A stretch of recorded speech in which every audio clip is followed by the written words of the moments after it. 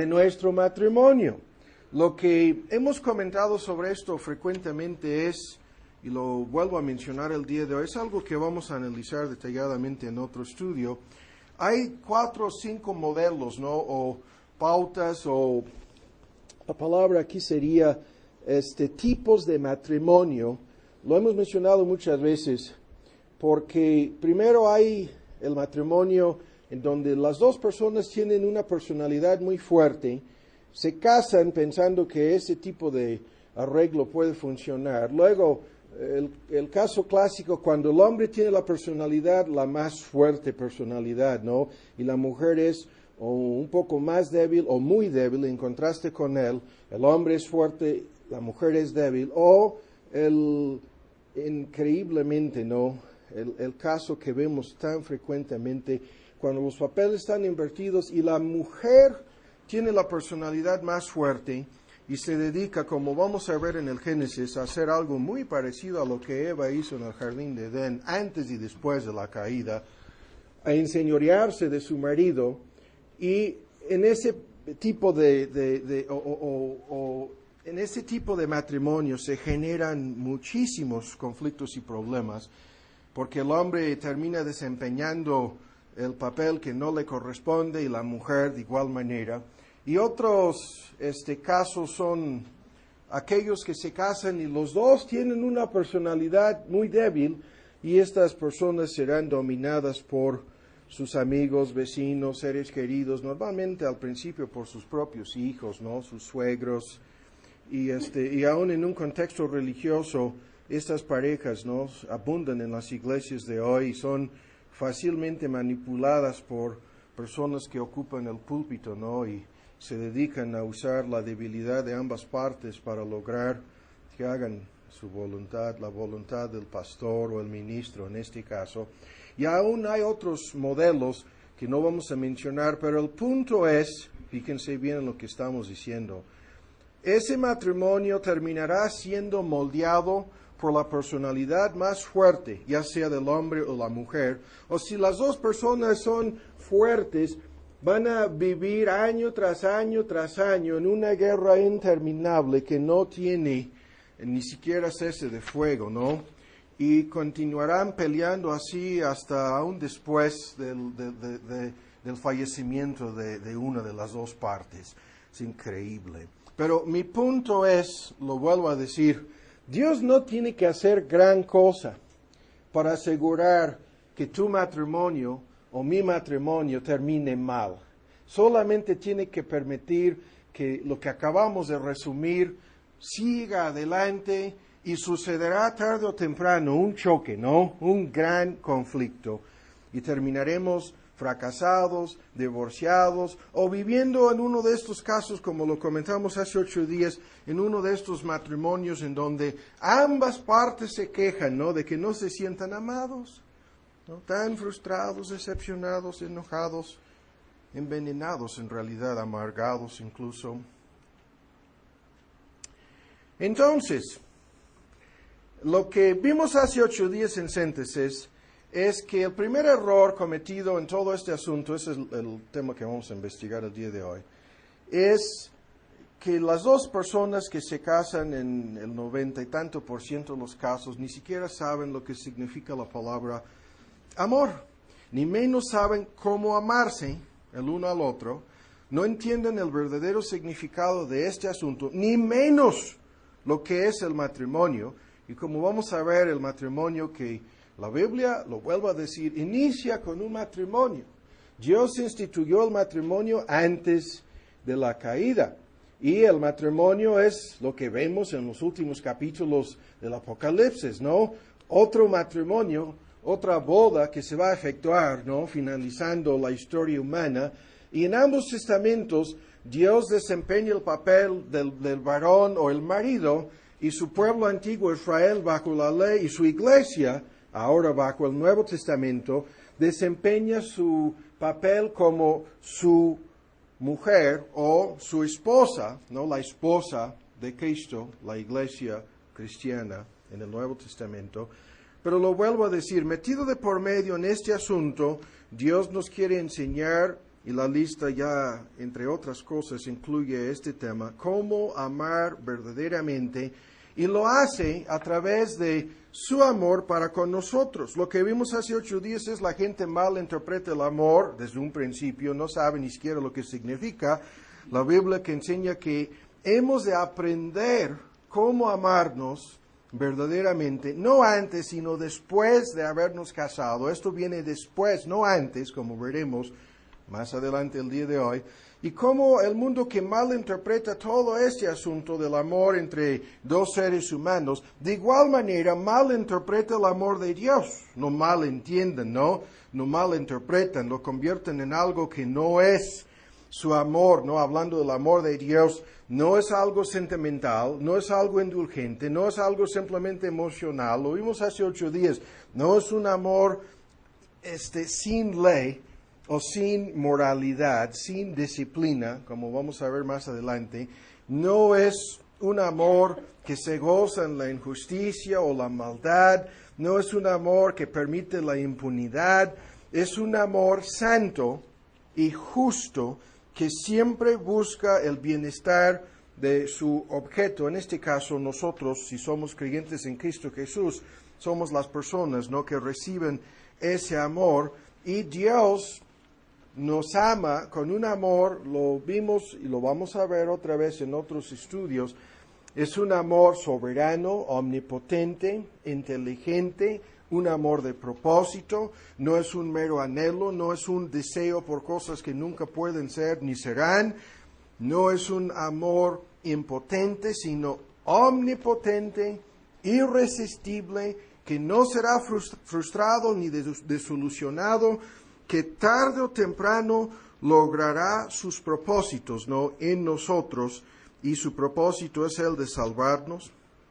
Por lo tanto, nos escoge, nos regenera, nos santifica y nos glorifica, ¿no?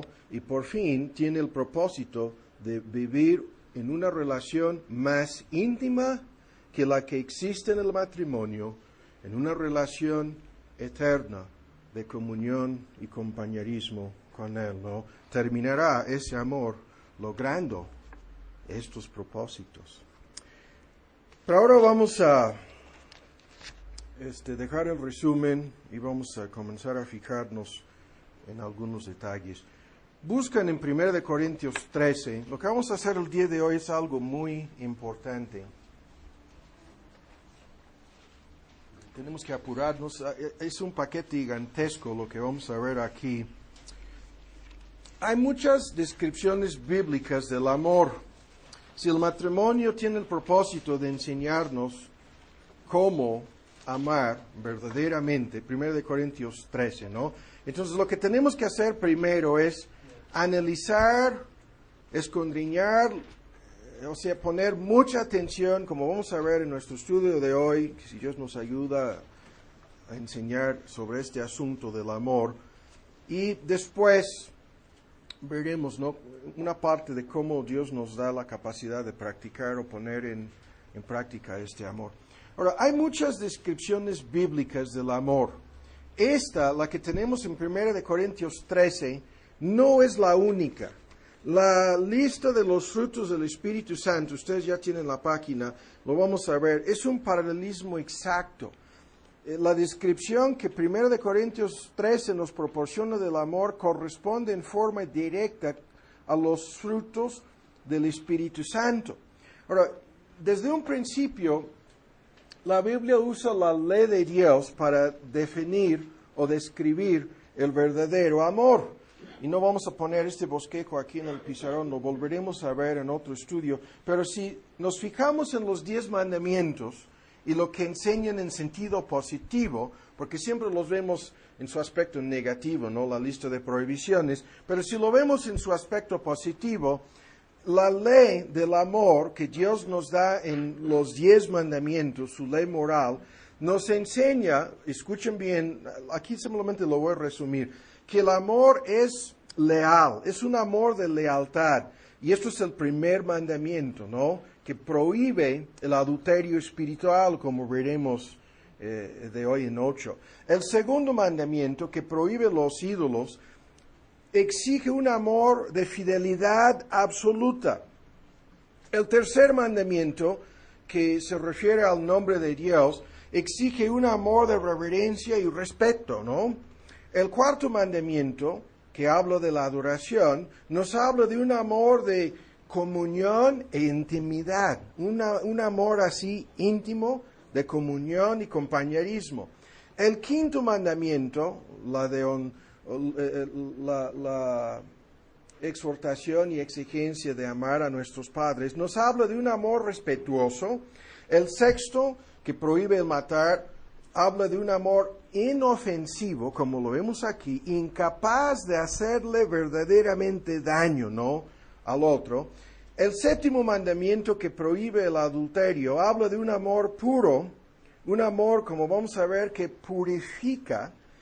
El octavo mandamiento, que prohíbe el robo, habla de un amor no egoísta. El noveno mandamiento habla de un amor veraz. Y el décimo habla de un amor satisfecho y contento, ¿no?, prohibiendo la codicia, que nunca está satisfecha. Entonces, en esta forma resumida, lo vuelvo a decir, el amor, según los 10 mandamientos, es un amor leal, fiel, reverencial, de comunión, de intimidad, de respeto, un amor inofensivo, puro, no egoísta, veraz, contento y satisfecho. De eso se trata, ¿no? Pero ahora veámoslo aquí en 1 Corintios 13, y lo vamos a hacer primero, después daremos un análisis de cada uno de estos puntos. La primera cosa que vamos a hacer entonces el día de hoy es desde la perspectiva del Nuevo Testamento. Vamos a hablar de un tema que lo voy a resumir, no es nuevo para la mayoría de ustedes, del amor encaprichado, el amor que busca lo suyo. 13:5 dice, la segunda frase, que el verdadero amor no busca lo suyo, ¿no? Esto es la misma definición en 1 Corintios 13, la misma que tenemos en Gálatas 5 con los frutos del Espíritu, como vamos a explicar más adelante. Pero esto es un paréntesis que nos servirá para ver los errores aquí. La mayoría de las personas se casan, lo vimos hace 8 días, en base a un amor caprichoso, se llama amor romántico a veces, infatuación es la palabra en inglés, el amor encaprichado, y lo que nos sirve aquí, lo vamos a hacer rápidamente, es dando el resumen de este tema. Esto es exactamente lo contrario del amor verdadero. Es increíble cómo las personas se confunden, ¿no?, en relación con esto. Lo que está metido de por medio es su amor egoísta, su amor propio. Lo vamos a ver después de dar este bosquejo. En verdad se aman a sí mismas y nadie más. Las personas que se casan en base a este amor caprichoso. Ahora lo vamos a demostrar. Las síntomas de este amor, las evidencias, las características del amor encaprichado, los vamos a explicar en un momento, nos ayudan a ver en forma clara que la persona que se casa en base a este tipo de amor, lo digo así, clase de amor, entre comillas, porque pudiéramos discutirlo, es el amor egoísta, pecaminoso, que la Biblia prohíbe, lo que es el punto central en este asunto. Por eso no deja de ser un tipo de amor, pero no es el amor verdadero, ¿no? Y lo que nos interesa aquí son las características de este amor encaprichado. Rápidamente la lista. Primero, la persona que se casa en base a este tipo de amor, ven con mucha atención, es una persona normalmente que se fija, y esto es el primer error, en la apariencia física de su pareja, ¿no?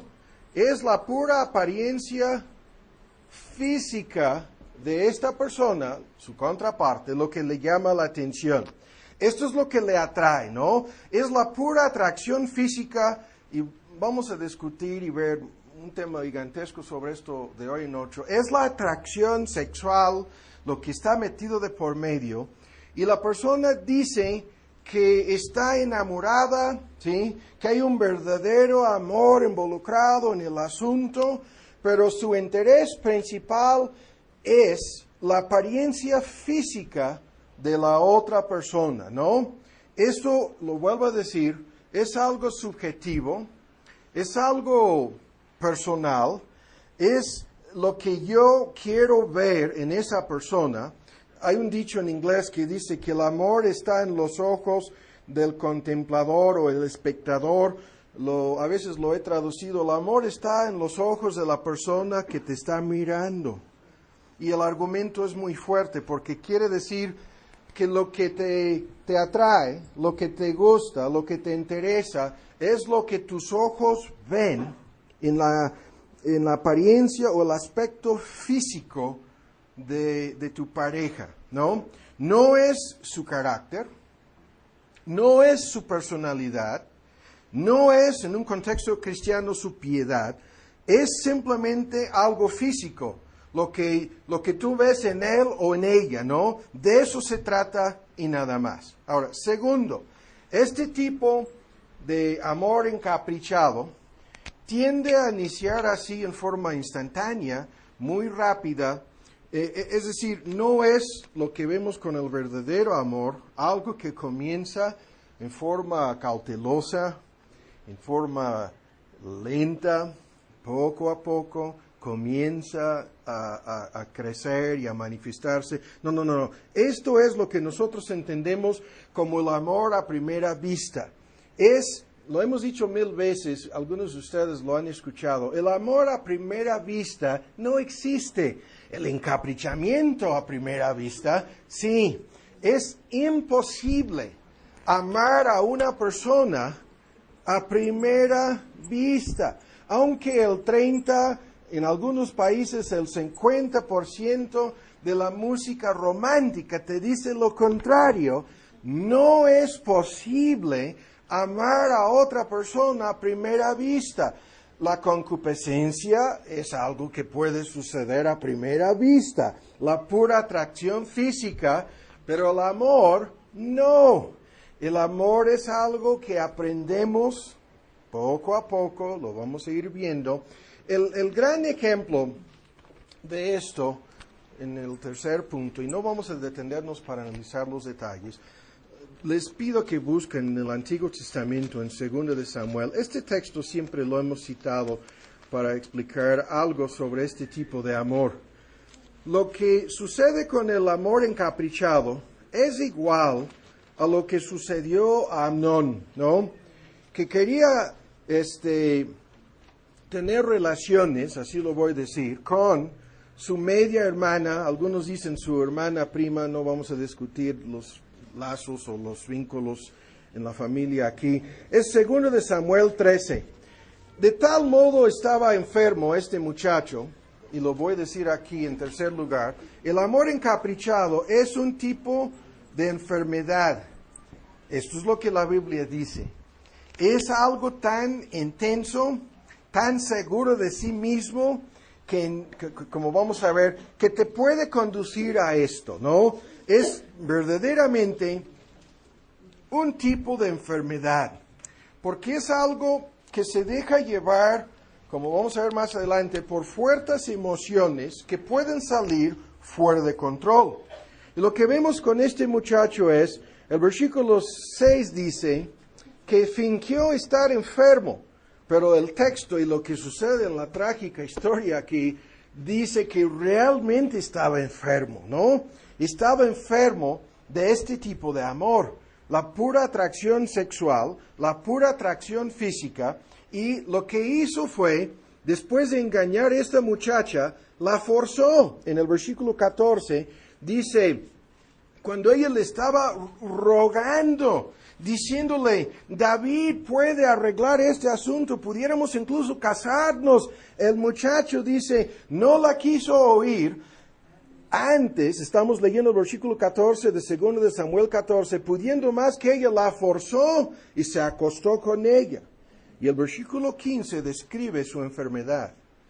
De inmediato dice, luego es al instante, después de haberse acostado con ella, dice, luego la aborreció. Amnón. de tan grande aborrecimiento, que el odio con que la aborreció fue mayor con el amor con que le había amado. Y la echó de la casa, ¿no? La expulsó de su cuarto, ¿no? Es lo que sucedió. Y el tema aquí es exactamente el argumento. Esta es una enfermedad que te puede conducir no solamente a hacer algo parecido a esto, sino el elemento emocional es lo que nos interesa. Este muchacho, tan enfermo, tan dominado, tan controlado por su deseo de tener sexo con esta muchacha, así lo voy a decir, que la forzó y luego la aborreció. Tan intenso su deseo que dice que su aborrecimiento fue mayor que el amor con que la había amado. La verdad es que no la había amado nunca, en ningún momento, ¿no? Pero así sucedió, ¿no? Y les pregunto, ¿qué clase de amor estaba metido de por medio en esto? ¿Cuántos matrimonios han comenzado con algo parecido, ¿no? Si esto es todo lo que existe, este tipo de enfermedad y nada más, ¿pueden tener alguna esperanza de terminar bien, aún casándose? No, eso no va a suceder. Ahora rápidamente, el próximo punto lo podemos ver en este ejemplo. El encaprichamiento es algo destructivo. Es algo que destruye la base para una verdadera relación de amor. Es algo destructivo que tiene un efecto feo, ¿no? Sobre las dos partes. En vez de conducirnos a lo que el verdadero amor hace, lo que vamos a ver en la lista, al dominio propio, es lo contrario. Nos conduce a la pérdida del control. Nos conduce a actuar medio alocados, ¿no? Como este muchacho lo hizo. Incluso muchas personas se vuelven, cuando están supuestamente enamoradas, locamente enamoradas, se vuelven irresponsables, negligentes, descuidados, descuidando sus responsabilidades, las más básicas de la vida. Son personas inmaduras, son personas incapaces de entender ni siquiera el significado de la palabra amor, ¿sí? Y lo demuestran por el efecto destructivo que este encaprichamiento tiene sobre su vida. Ahora rápidamente, aquí no podemos detenernos. El próximo punto, cuando es puro encaprichamiento, la contraparte, la persona que supuestamente amas, se convierte en el centro de tu vida. Toda tu vida comienza a centrarse en esa otra persona. Esa persona se convierte en el eje central de tu vida. Pierdes el interés en mil cosas, ¿no?, que te llamaban la atención antes, y esta otra persona y tu relación con él o con ella comienza a dominar tu vida en una forma no saludable, ¿no? En vez de que comienzas a incluir a esta persona en lo que es tu vida, esa persona se convierte en tu vida. No sé si me explico. Y el resultado será un desastre. El próximo punto, estamos dando el bosquejo y nada más. El encaprichamiento, aquí lo vamos a poner, siempre es algo ciego. El amor está en los ojos de la persona que está contemplando a su amado. ¿Qué quiere decir eso? Que pasa por un filtro, ¿no? La figura de sus ojos es una figura, porque el encaprichamiento o el amor falso es algo ciego. Solamente ve lo que quiere ver, ¿sí? Solamente entiende lo que quiere entender. El encaprichamiento, normalmente lo vemos en los jóvenes, no nos conduce a hacer caso de los consejos, las opiniones, ni siquiera de nuestros padres o nuestros amigos. El encaprichamiento no nos permite ver los posibles obstáculos, los posibles conflictos, los problemas que pudieran surgir, no nos permite ver las debilidades, la inmadurez, la irresponsabilidad, los defectos de la otra persona, sino que ve lo que quiere ver, ¿sí? Y por lo tanto, no puede ver. Ve lo que quiere ver, ¿no? No puede ver la verdad. Tiene que sostener un concepto erróneo, un concepto falso de él o de ella. Tiene que minimizar las diferencias de cultura, de religión, de valores o de cosas más importantes, su verdadera condición espiritual. No quiere ver más allá de lo que quiere ver. Y ustedes lo han visto. Puede ser que el muchacho sea borracho, mujeriego, irresponsable, y la muchacha no lo puede ver. Borracho, no lo puede ver. Irresponsable, no lo puede ver. Mujeriego, no lo puede ver. Porque no lo quiere ver. No lo quiere ver. Entonces, lo que sucede aquí es que la persona pierde la capacidad de juzgar y razonar objetivamente, ¿no? Pierde toda objetividad y el asunto se convierte en algo completamente subjetivo, sujeto a lo que yo quiero, ¿no? Ahora, el séptimo punto, vean con mucha atención. Cuando es puro encaprichamiento, algunos de ustedes se acuerdan de este punto, es algo que tú y yo lo podemos sentir respecto a muchas personas. Es una atracción que tú y yo podemos sentir hacia otras personas, porque es una atracción física, psicológica, emocional. Consiste de extrañas emociones, de una muchas veces fuerte atracción. Puede ser psicológica o sexual, la atracción, eso es lo de menos, pero es algo que tú puedes sentir. Los psicólogos y los psiquiatras hablan de la química, ¿no? Del amor. Y como si fuera algo así, con una reacción química, ¿no? En tu cerebro o en tu cuerpo. Pero el punto es que tú y yo podemos sentir la misma atracción hacia otras personas, ¿no? Si de esto se trata el amor, entonces podemos enamorarnos cada vez que nos encontramos frente a una persona que nos parece físicamente, psicológicamente o emocionalmente atractiva.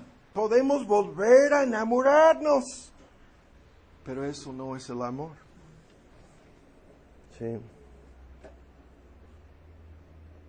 No es la verdadera cosa. Es un engaño, ¿no? Es tú viendo lo que tú quieres ver y nada más en la otra persona. El próximo punto, esto es algo sumamente egoísta, como lo hemos estado diciendo. El amor verdadero no busca lo suyo, ¿no? Pero esto es algo netamente egoísta, porque te conduce a pensar en él o en ella como la persona que te va a dar y tienes tu lista de cosas. Estás pensando en lo que ella te puede dar, en lo que tú recibirás, ¿no? De él o de ella. Tienes expectativas, normalmente son falsas.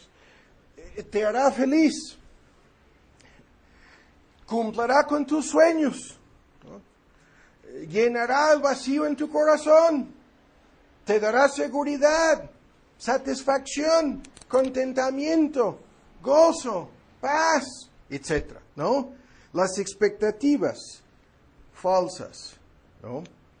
El amor verdadero no es egoísta, no busca lo suyo. Pero aquí la persona está buscando en su contraparte cómo llenar toda una lista de expectativas. Esto es algo, lo vuelvo a decir, completamente egoísta de su parte. Y frecuentemente se manifiesta tal como acabamos de verlo con Amnón y la muchacha. El deseo de controlar, el deseo de dominar a la otra persona, el deseo de poseer, de enseñorearte, de la otra persona, ¿no? Estás aferrado al deseo de tener a esa persona. Es un deseo, lo vuelvo a decir, de controlar, de manipular, de dominar a la otra persona. Y su fuente es tu egoísmo. No tiene nada que ver con el amor. Puede ser algo psicológico, emocional de tu parte, puede darte autoestima, una imagen, etc. Pero el amor no está metido de por medio en este asunto. Frecuentemente es la inseguridad, lo que vimos hace 8 días, es la inseguridad de la persona lo que está conduciéndole a desear y a buscar a su contraparte, ¿no? Esa inseguridad le provoca actuar con celos egoístas, ¿no? Actuar en formas pecaminosas. Es un tipo de egoísmo vicioso, ¿no? Lo que está metido de por medio. El verdadero amor quiere dar. El verdadero amor produce confianza y seguridad. Pero este tipo de amor vicioso, que nace de la inseguridad y el egoísmo de la persona, está centrado en el deseo, no de dar, sino de recibir una larga lista de bendiciones y beneficios. Yo quiero dignidad, yo quiero satisfacción, yo quiero felicidad, yo busco satisfacción, autoestima, todo lo que vimos hace 8 días. No es que yo le quiero dar, ¿sí?, a mi pareja. No es que yo quiero edificar, no es que yo quiero agradecer y satisfacer y ayudar y verdaderamente amar a esa persona, sino todo lo contrario. Yo quiero recibir todo para mí. Si 2 personas se casan, ambas pensando igual, y así se casan la mayoría de las personas, Dios no tiene que hacer nada para que esa relación termine en un desastre. ¿No? Pero ahora rápidamente, el tiempo se nos está yendo. Esto no es la parte principal del estudio de hoy. El 9º lugar. La próxima característica, esto es algo sumamente emocional. Esto es una de las cosas que lo vuelve a veces algo muy pesado, muy complicado. Hay fuertes emociones, ¿no? Estados de ánimo, ¿no?, que están metidos de por medio en esto. Cuando digo que es algo fuertemente o sumamente emocional, lo que quiero decir es que normalmente resulta ser algo irracional. Es un acto de idolatría para muchas personas. Se convierte en algo irracional, porque están buscando de su pareja cosas que ya lo vimos hace 8 días, que solamente Dios nos las puede dar, ¿no?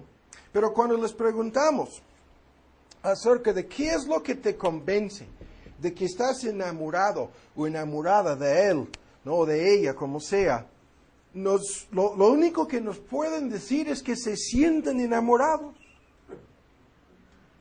¿no? Es algo emocional. Y cuando les preguntamos, ¿pero por qué te sientes enamorado?, nos dicen que me cae bien, me gusta, ¿no?, me atrae.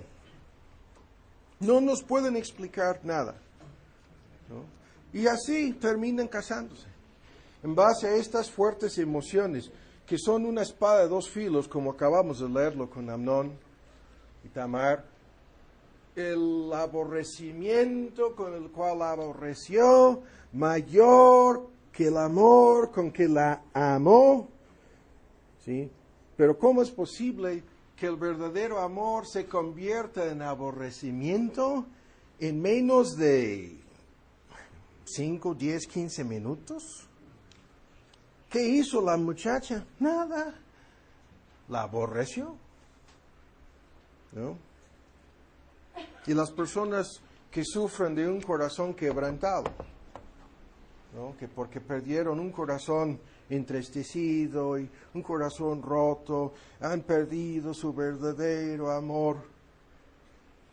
Yo no estoy negando el papel que las emociones desempeñan en el verdadero amor, pero lo que estoy diciendo es que el verdadero amor es mucho más que eso. ¿Sí? Es algo que incluye la mente y la voluntad. Es algo que incluye la personalidad completa. No es el amor que nosotros conocemos en la cultura y la música popular, en las telenovelas de hoy. No es ese amor romántico, ¿no? Que consiste simplemente de algo psicológico, emocional, fuertemente irracional, ¿no? Cuando lo hemos dicho tantas veces, una persona locamente enamorada, ¿no? Es locamente encaprichada.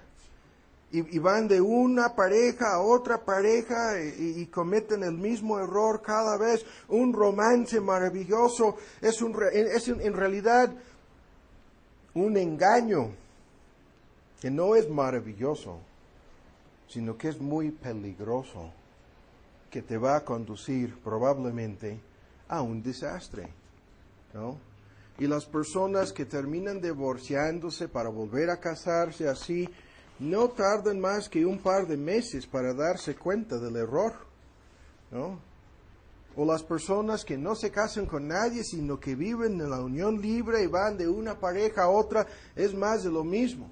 No lo hemos discutido, hemos visto algunos detalles acerca de aquella mujer samaritana que se había casado 5 veces y que ya estaba viviendo evidentemente en unión libre con un hombre, el 6º hombre en la lista. Pero algunos teólogos afirman que esa mujer se dejaba engañar por esto. Es dudable, ¿no? De mi punto de vista. Yo creo que lo mencionamos antes, ¿no? Usaba su cuerpo, su atracción física, su capacidad de manipular a los hombres como un medio para obtener lo que ella quería de esos hombres. Y estaba dispuesta a casarse 4, 5, sí, ya la 6ª vez ya dijo que no, pero por lo menos 5 veces, ¿no? Pero mi punto es que pudiera haber estado buscando el verdadero amor. Esto no lo podemos descartar por completo. Pero ahora vamos más lejos y tenemos que apurarnos. Lo que vimos hace 8 días, el hecho de que la persona que es capaz de amar verdaderamente es la persona que tiene sus necesidades de seguridad, autoestima, felicidad, autorrealización, etc. Todas estas necesidades cumplidas en la bienaventuranza de la salvación. Esto lo comentábamos hace 8 días. Es la persona que puede dar de sí misma sin la necesidad de recibir a cambio. Es la persona cuyo matrimonio no es un cambalache. Es la persona cuyo amor no es yo voy a construir mi puente que llegará exactamente a la mitad del camino y tú vas a construir tu otra parte de la puente y si no llegas a donde yo estoy no me muevo. No, y si haces algo que no me gusta, entonces va a pasar un tipo de coche bomba y va a explotar el puente y te vas a quedar ahí a mitad del camino y yo te voy a dejar. No sé si me explico. No es un cambalache, no es una relación de recibir, sino una relación de dar. Ahora, si estas dos personas que se casan en base a un amor egoísta, caprichoso y nada más, si fueran a casarse en base al verdadero amor, con cada parte cumpliendo hasta, no a la perfección, pero hasta cierto punto, en principio, cumpliendo con el verdadero amor, lo que vamos a ver aquí en unos momentos, el asunto sería totalmente diferente, lo contrario de lo que estamos criticando, y en un sentido, condenando. Pero ahora vamos más lejos. Porque hay otros factores metidos de por medio en este asunto. Les invito a que busquen en el Evangelio según Mateo, en su capítulo 22, A 1 Corintios 13 y Gálatas 5 llegaremos, tenemos que apurarnos, ya se nos fue el tiempo y no hemos llegado al tema. En Mateo 22, esto no lo vamos a discutir a fondo el día de hoy, solamente lo voy a descartar. Lo vamos a descartar en una forma muy rápida. Hay otras personas que escuchan lo que acabamos de decir, criticando el amor encaprichado, egoísta, ciego, y dicen, no, eso está mal, porque el verdadero amor incluye, si no algunos de estos elementos, por lo menos el deseo de ser amado y tu amor propio, está incluido en el paquete. Ahora, veámoslo aquí en Mateo 22. Y aquí tenemos el texto que es frecuentemente discutido. Hicimos una serie de estudios sobre ese tema hace años, no lo vamos a hacer ahora. 37. Jesús le dijo al que le preguntó el doctor de la ley sobre el gran mandamiento, ¿cuál es el gran mandamiento? Amarás al Señor tu Dios con todo tu corazón, con toda tu alma, con toda tu mente. Ese es el primero, el grande mandamiento, y el segundo es semejante a este. Amarás a tu prójimo como a ti mismo. En estos dos mandamientos depende toda la ley de los profetas. Lo que tenemos hoy día, y esto es una controversia que vamos a descartar, hay muchos que leen este texto y dicen, ¿cómo es que algunos se atreven a condenar el amor egoísta? Porque aquí la palabra de Dios nos dice que debemos amarnos a nosotros mismos. Vuelvan a leerlo. Dice, estamos en Mateo 22, la última parte del versículo 39, amarás a tu prójimo como a ti mismo. Y lo que dicen es, aquí se nos enseña la Biblia que hemos de amarnos a nosotros mismos. Y que ese amor propio es la base del amor para con los demás. Y se enredan en argumentos sobre este punto. Pero fíjense bien en la respuesta. Y el tema es más amplio de lo que vamos a decir por el momento, ¿no? Algunos dicen, hay 3 mandamientos aquí. Primero, hay que amar a Dios, que amemos a Dios. Segundo, que amemos a nuestro prójimo. Tercero, que nos amemos a nosotros mismos. Es una parte de su argumento. Este texto lo convierten en 3 órdenes, 3 mandatos, ¿no? 3 exigencias divinas. Pero el texto contiene 2 mandamientos, no 3, sino 2 mandamientos. El texto presupone, da como un supuesto o presupuesto, que nos amamos a nosotros mismos. Dios lo sabe, que en forma instintiva, en forma automática, nos amamos a nosotros mismos. El texto no tiene nada que decir sobre nuestro amor propio. El problema no es la falta de amor propio. El texto no dice, para poder amar a Dios y amar a tu prójimo, tienes que amarte a ti mismo más. No lo dicen, como los psicólogos afirman.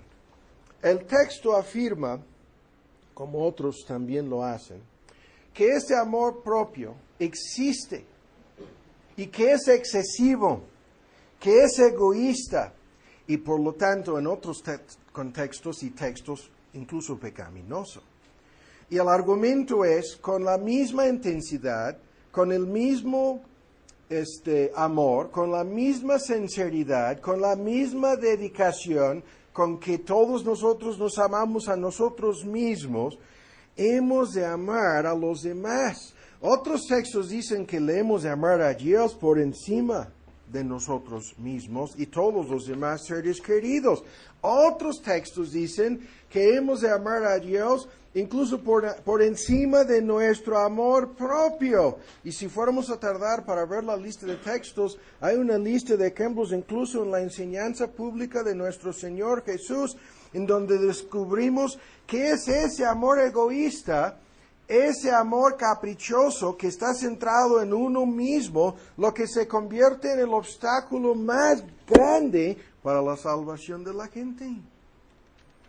¿No? Y cuando Cristo dijo, los que aman su propia vida la perderán, y los que aman su vida en este mundo, estaba hablando del mismo asunto, la van a perder, dice. El argumento lo vemos en nuestro texto en Efesios. No vamos a detenernos aquí, lo veremos en otro estudio. Vean otra vez en Efesios. Cuando dice que nos amamos a nosotros mismos, pero que hemos de amar a nuestra pareja con el mismo amor con el cual nos amamos a nosotros mismos. Estamos en Efesios 5 otra vez. Cuando dice, ¿se acuerdan ustedes? Ya lo hemos leído. En 28, los maridos deben amar a sus mujeres como a sus mismos cuerpos. Da por sentado que amamos nuestro propio cuerpo, ¿no? Y luego, el que ama a su mujer ya pasa de ser su cuerpo y dice, a sí mismo se ama. Y el tema aquí es tremendo, porque ese amor egoísta ya está incluyendo a otro, que tiene la misma prioridad, ¿sí? Que tiene derecho al mismo amor en su intensidad, al mismo amor en su sinceridad, el mismo amor en su dedicación, y lo vamos a ver en otro estudio, la lista de cosas cuando lo compara con el cuerpo mismo, la lista de cosas que tú y yo hacemos para darle atención a este cuerpo es prácticamente interminable, es increíble, y esto es el ejemplo. Esto es el ejemplo. Cuando dicen 29, ninguno aborreció jamás a su propio cuerpo, ¿no? Y el punto es que lejos de enseñar que hemos de amarnos a nosotros mismos más en este asunto, ¿no? La palabra de Dios dice lo contrario. Y hay una lista de textos aquí, ya tengo 3 páginas de apuntes, no vamos a verlo. No lo vamos a discutir más el día de hoy. Simplemente lo estamos descartando. Estamos diciendo que no, esto es una forma para manipular la palabra de Dios. No es lo que la Biblia enseña sobre el asunto. Y el argumento sería, así lo voy a terminar, si esta idea fuera correcta. Lo que tienes que hacer es amarte a ti mismo y encontrar a tu contraparte, una pareja capaz de amarte igual. ¿Sí? Y eso es exactamente lo que la Biblia condena. ¿No? Ahora vuelven a 1 Corintios 13. 1 Corintios 13. Y vamos a demostrar el argumento haciendo rápidamente un bosquejo. Ustedes pueden ver en la hoja que tienen, es una hoja que hemos repartido muchas veces, la página en donde se compara Gálatas 5 con 1 Corintios 3, hay varias traducciones de estos textos en la misma hoja. Pero bien rápidamente, en esta descripción del amor, la primera cosa en 1 Corintios 13 que tenemos en el bosquejo es el hecho de que el amor no busca lo suyo.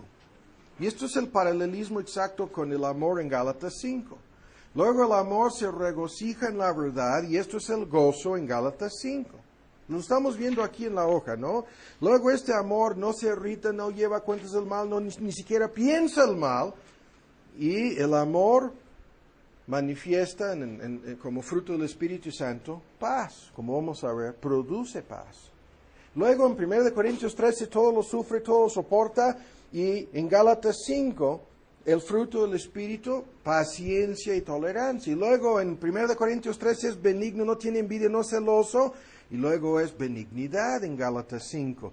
Luego es bondadoso, no es injurioso, no es indecoroso, y la misma palabra genérica es bondad en Gálatas 5. Luego todo lo cree, todo lo espera en 1 Corintios 13, y en Gálatas 5 es fe y fidelidad, y luego no es ostentoso, no se hace arrogante, no se ensancha, y en Gálatas 5 es mansedumbre.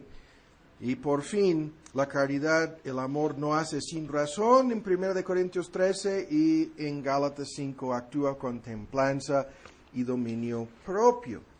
Ahora vamos a hacer, y esta no es la primera vez que lo haremos en estos estudios, pero vamos a hacer rápidamente otro bosquejo, y este bosquejo nos habla del verdadero amor. Y luego el tiempo que nos resta lo vamos a dedicar a esto y al análisis en la forma de un bosquejo. Vamos a dar un análisis de Gálatas 5 y los frutos del Espíritu. Ahora vean rápidamente aquí la lista. Vamos a seguir la lista. En 1 Corintios 13 estamos. El primer texto es el versículo 4 que dice que el amor es sufrido. Se traduce que tiene paciencia, porque este amor nos conduce a imitar a Dios. Ahora, esto es completamente contrario al amor encaprichado, ¿no? Que quiere el amor ahora, al instante, ¿no? En forma impetuosa, como un tsunami de emoción y de deseo. Es lo contrario, es sufrido y tiene paciencia, y esto es uno de los atributos de Dios reflejado en el amor, ¿no? Su longanimidad y su paciencia, que se manifiestan en forma asombrosa. El argumento es que el amor verdadero es capaz de esperar. Y la lista de ejemplos bíblicos no los vamos a ver el día de hoy. Pero tenemos un hombre en el Antiguo Testamento que esperó ¿cuántos años?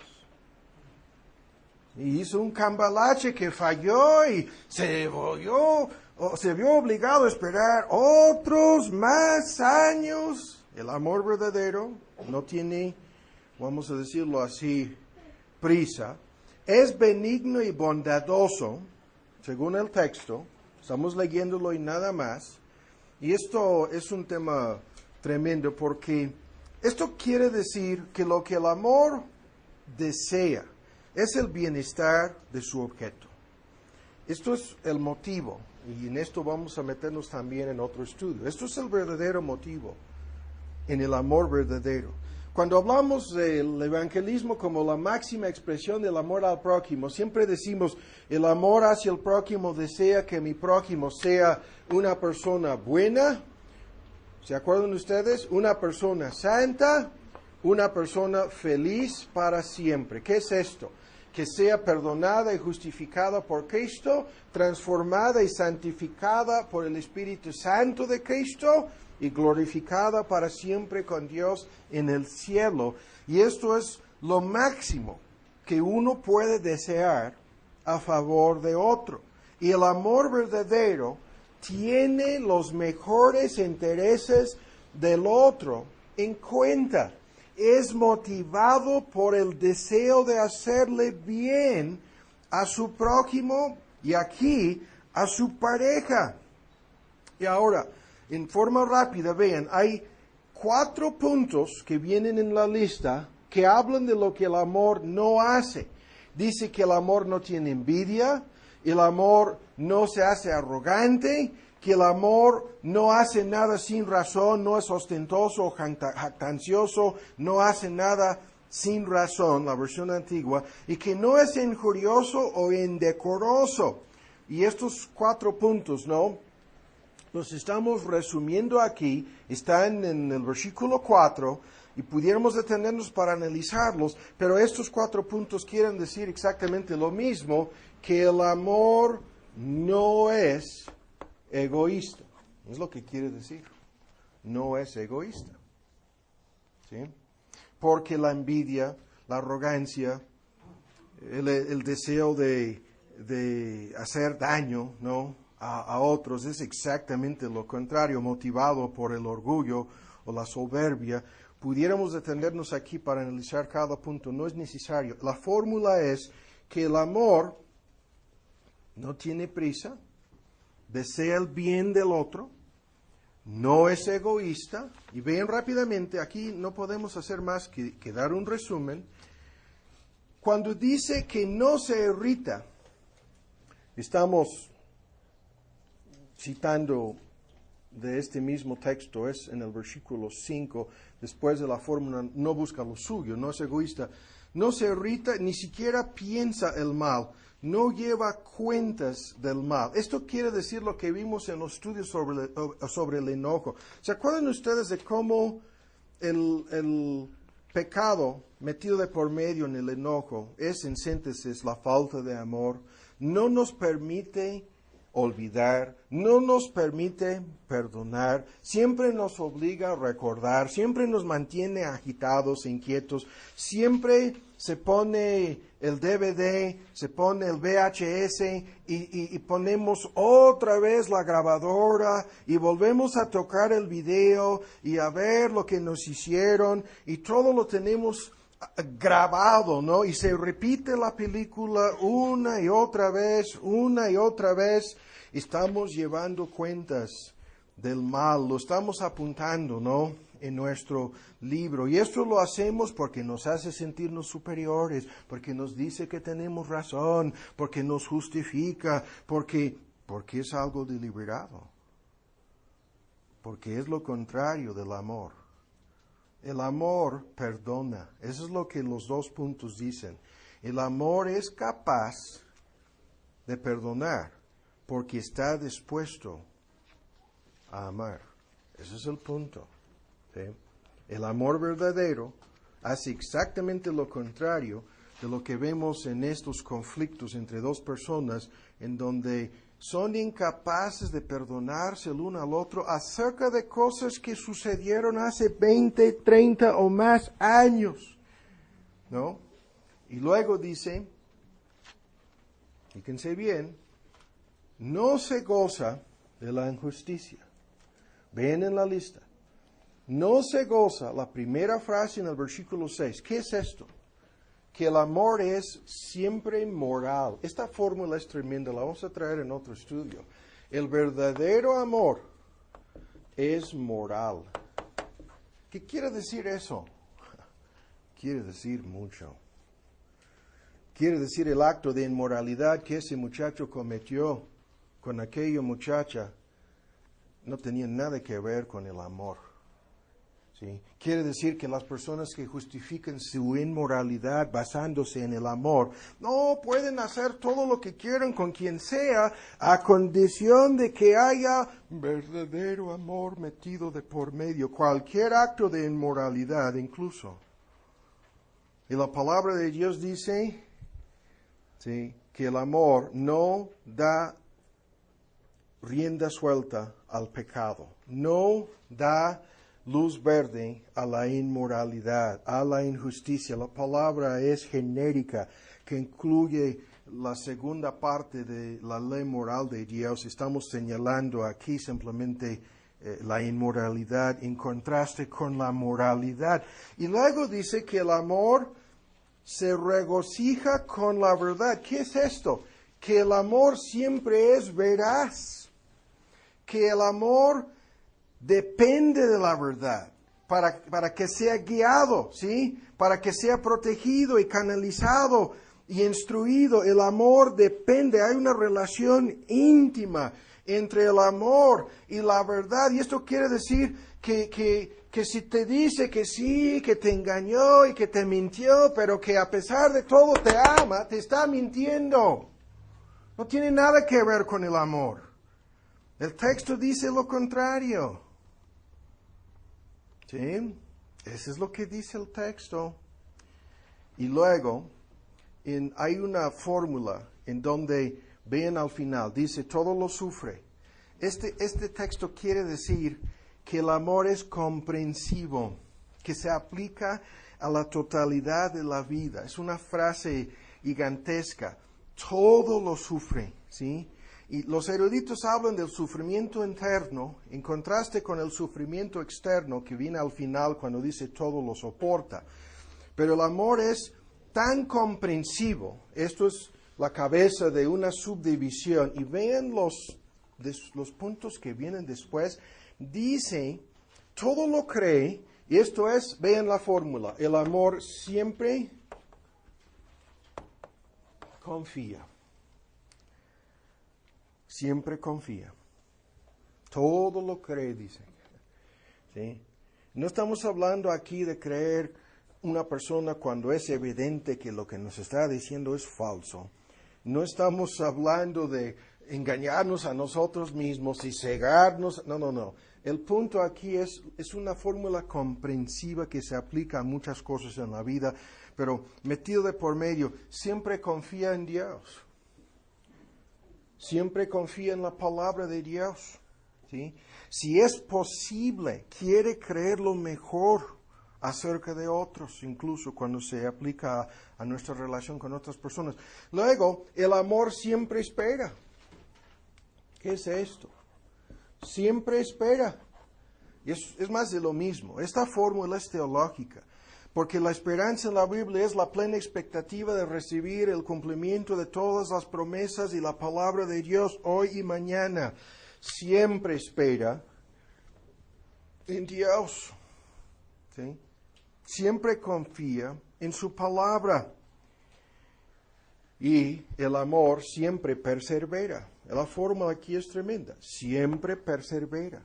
Confía, espera y persevera. La perseverancia, ¿no?, de los santos.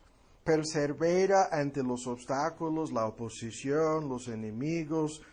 Mantiene una expectativa confiando y esperando en la palabra de Dios. La fórmula es tremenda, pero ustedes pueden ver que el egoísmo se menciona aquí en la segunda frase en el versículo 5, cuando dice, no busca lo suyo, no es egoísta. Y el encaprichamiento, el amor encaprichado lo es. Es lo contrario. Ahora la gente al ver esto, ahora vamos a terminar con Gálatas, se pregunta, pero ¿quién es o sería capaz, ¿no?, de vivir así? Y la respuesta, solamente las personas que conocen el amor de Dios, solamente las personas que tienen sus necesidades psicológicas, emocionales y espirituales cumplidas en el Señor, el gran amante del universo, aquel que nos amó antes de la fundación del mundo, aquel que nos amó y nos ama incondicionalmente, aunque no lo merecemos. El chiste en todo esto, lo veremos, ¿no?, más en otros estudios. No merecemos el ser amados, ni menos en esta forma. Nadie es digno de este amor, ¿sí? Te vas a casar con una persona que no es digna de recibir esta clase de amor de tu parte. Pero si tú y aquella persona, si las dos partes conocen el amor de Dios, entonces a través del amor de Dios van a poder lograr en principio. La frase en principio quiere decir no a la perfección, no en forma absoluta y completa, pero habrá algo de realidad de este amor en su matrimonio. Ahora en Gálatas.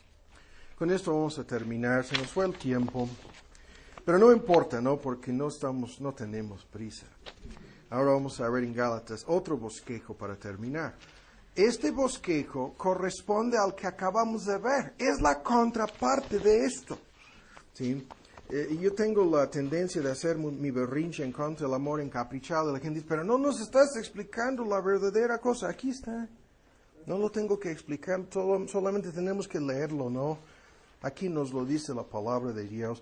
Ahora, para terminar, estoy viendo qué es lo que voy a cortar aquí. Ahora, rápidamente el bosquejo. Vean, en Gálatas 5, ¿lo tienen? Ahora, vamos a hacer la lista. El tema aquí es lo que el Espíritu Santo produce en la vida del creyente, ¿no? Y lo que el Espíritu produce aquí es el verdadero amor. Lo pueden ver en el bosquejo, en donde se comparan las cosas. Es el mismísimo tema en una forma más amplia. Porque 1 Corintios 13 le pone en la forma negativa y Gálatas 5 lo pone en la forma positiva. Ahora bien, el verdadero amor, según el texto, es el primer fruto del Espíritu. 22, Gálatas 5, ¿no? Versículo 22. Y este amor no es egoísta. No es simplemente un afecto emocional o natural, no es la atracción física, no es el amor en los lazos familiares, en el seno de la familia, mis seres queridos, sino esto es un amor de devoción, de respeto, es un amor inteligente, a propósito, de sacrificio, como vamos a ver en otros estudios, es la verdadera cosa, pero lo vuelvo a decir, es el fruto del Espíritu de Dios. Al saber que Dios me ama a mí, ¿no? Cuando no soy digno de ser amado por nadie, ni siquiera tengo derecho de amarme a mí mismo como lo hacen los inconversos. Al saber que Dios me ama y sabe todo, lo mejor y lo peor, ¿no? Al saber que Dios me ama y no, su amor no está basado en algo bueno o en algo que Él pudiera, su amor para conmigo no es egoísta. No tiene nada que sacar o ganar de mí. Me ama porque me quiere amar. ¿Sí? Ese amor de Dios produce este fruto. Segundo, gozo. Ven con mucha atención. Los puntos aquí son tremendos. El tiempo se nos fue. Este gozo que nos libera de las circunstancias, vean, este gozo que es una profunda experiencia del amor de Dios, que nos da la capacidad de deleitarnos en Él, de regocijarnos en Él. Esta emoción profunda, el amor de Dios que produce esta emoción placentera en nosotros, ¿no? Los teólogos dicen que el gozo consiste de la expectativa de obtener o poseer algo, o consiste del hecho de ya tenerlo, de recibir esa cosa. Puede ser algún bien temporal, puede ser algo material, puede ser algo espiritual, puede ser el amor eterno de Dios. Es una lista de cosas, pero esta capacidad de deleitarnos en Dios y disfrutar de Él, de alegrarnos en el Señor, ¿no? Es, vean, una bendición, un fruto del Espíritu Santo. Es un regalo de Dios, lo vuelvo a decir, que supera las circunstancias, que no depende de lo que está sucediendo, es algo más que una emoción, porque es un estado no simplemente de ánimo, sino de mente. Es un tema tremendo en el Nuevo Testamento y se nos ordena en Filipenses y tantos otros textos a que nos gocemos siempre en el Señor. Pero supuestamente lo que los enamorados esperan recibir de su amado, lo tenemos ya en nuestro Señor. Y la próxima cosa, paz.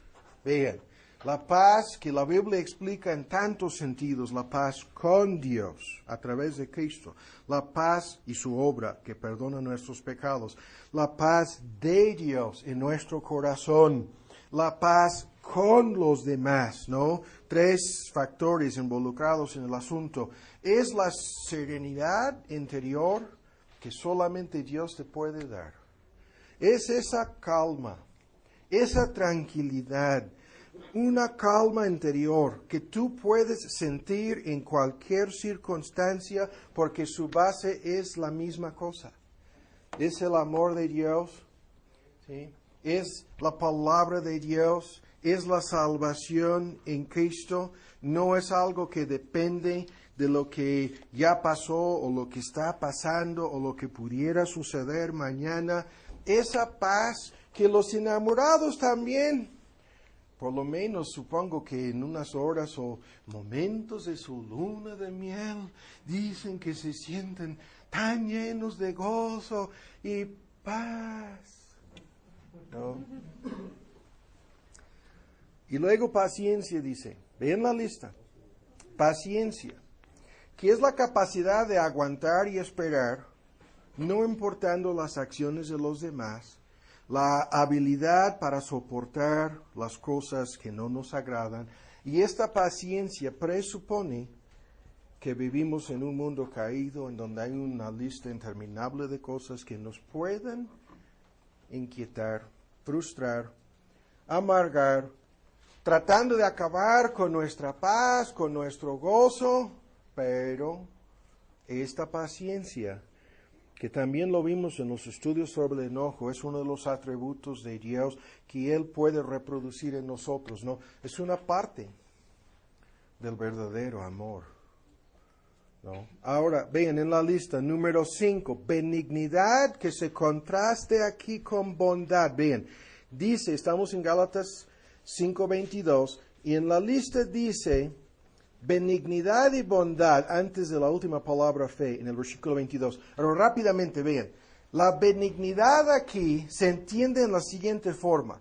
Es la disposición hacia los demás, es la actitud que tú y yo tenemos hacia la otra persona. Es la inclinación y la actitud y la disposición de hacerle bien. Le queremos hacer el bien a esta persona. Benignidad. Es un reflejo de la bondad de Dios. Pero lo vuelvo a decir, se entiende la idea aquí como la actitud, y la siguiente palabra bondad se entiende como los hechos, los frutos de dicha actitud, ¿sí? Porque según que tengamos oportunidad, hagamos bien. Es la misma palabra que habla de Cristo, que andaba haciendo siempre el bien. Esta palabra bondad, en contraste con benignidad, habla de la práctica del amor. Y la otra, la palabra anterior, habla de la disposición, la inclinación que el amor produce en nosotros. ¿Sí? Y luego la palabra fe, la última palabra en el versículo 22, que habla de fidelidad, de una vida de lealtad y responsabilidad. Y esta palabra es importantísima en el contexto del matrimonio. Vamos a ver los textos. Hay algunos del Antiguo y uno muy importante en el Nuevo que describen el matrimonio como un pacto. Y luego lo vamos a analizar en sus detalles, pero un pacto que nos obliga a ser fieles, ¿no? Responsables y leales en esa relación de amor. Obviamente esos frutos se aplican a otras cosas. Nuestro tema aquí es el matrimonio y el amor, ¿no? Y lo que puede destruir nuestro matrimonio y convertirse en una base bíblica para que se para deshacer ese matrimonio, es la infidelidad al pacto, la deslealtad al pacto. Y algunos afirman la irresponsabilidad también, sin discutirlo el día de hoy. Pero ahora vamos más lejos. Vean, el tiempo se nos fue. Vean aquí la palabra mansedumbre. Mansedumbre, humildad, se traduce así. Esto consiste del conocimiento verdadero de lo que somos, ¿no? Ante los ojos de Dios, su santidad, nuestros pecados, el verdadero conocimiento de Dios, el verdadero conocimiento de nosotros mismos produce humildad, sin discutir la palabra mansedumbre. Esto es la manifestación de la humildad.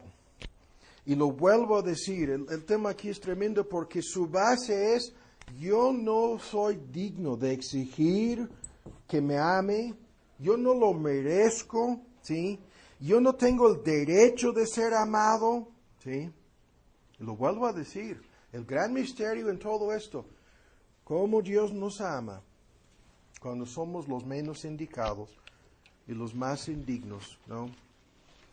Y la persona que dice ser cristiana y no cree esto, no entiende la gracia, no entiende el perdón, no entiende el evangelio, no entiende la salvación, es una persona autoengañada.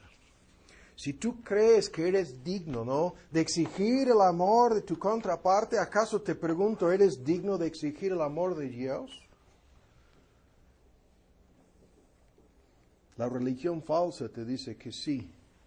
La religión verdadera afirma que no. Ahora, por último, templanza, que es la palabra inclusiva que incluye todo lo demás. Dominio propio, control sobre la mente, las emociones y la voluntad, sobre los apetitos y las pasiones del cuerpo y el alma. La palabra comprensiva se encuentra aquí en la fórmula al final, cuando dice templanza, ¿no? Ahora vamos a terminar, se nos fue el tiempo, Vimos lo que no es y una parte de lo que es el verdadero amor. ¿Sí o no? Y no hicimos más en el argumento principal, salvo leer los versículos y ver lo que dice. La gente que no cree que este libro es lo que afirma ser la palabra de Dios, ¿cómo pueden mantener su incredulidad ante algo como esto? Pero ahora vamos a terminar con esto. Cuando, escuchen bien el argumento, hablábamos al principio, la Biblia comienza con una boda y termina con un matrimonio, ¿no? Pablo nos dice aquí que este es un gran misterio acerca de la salvación, dice. ¿Cómo? Sí, acerca de la salvación. Y al casarnos con una persona, vean lo que sucede. Nos comprometemos con una persona. Nos comprometemos con esta persona de por vida. Y decimos, no importa, y la lista en las buenas y en las malas, en enfermedad y en salud, y cuando hay dinero y cuando no hay dinero, y hacemos hasta en un matrimonio efectuado por el juez civil, te obligan a repetir la fórmula de todas estas cosas catastróficas que pudieran sobrevenir. Y estás dando la vuelta a tu vida de soltero, tu vida vieja. Te estás entregando incondicionalmente a la otra persona.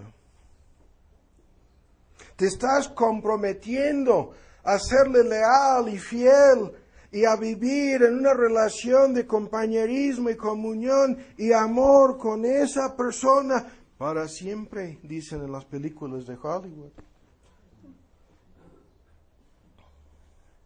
¿Pero acaso no es eso algo muy parecido a lo que sucede en la salvación?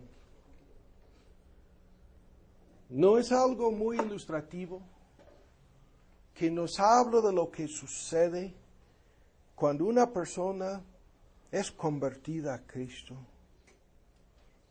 ¿No es cierto que nos entregamos a Él, que nos comprometemos con Él, que somos convertidos en su amada, que Él comienza a desempeñar esa relación de amor y comunión y compañerismo, algo, lo hemos predicado en el pasado, diciendo algo tan maravilloso que sobrepasa lo que se entiende con la palabra algo romántico?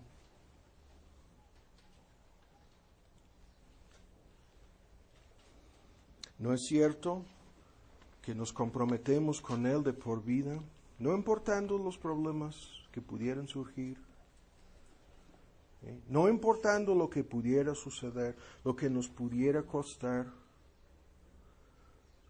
Los enamorados aferrándose el uno al otro en la enfermedad, en la salud, en la pobreza, en la riqueza, en los sufrimientos, en los tiempos buenos y en los tiempos malos.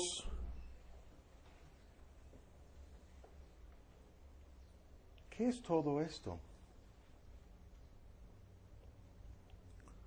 Salvo el Evangelio reflejado en el matrimonio.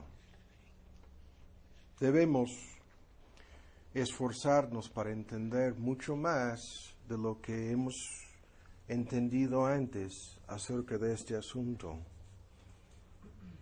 ¿Sí? Para lograr que nuestro amor egoísta sea mortificado y aprendamos a amar a alguien como nos amamos a nosotros mismos, Dios instituyó el matrimonio. Y para lograr que su amor sea el eje central de toda esta relación, Dios instituyó el matrimonio. Y esto nos obliga a poner a un lado nuestras ideas preconcebidas. Lo comentábamos hace 8 días, el mundo no sabe nada de esto.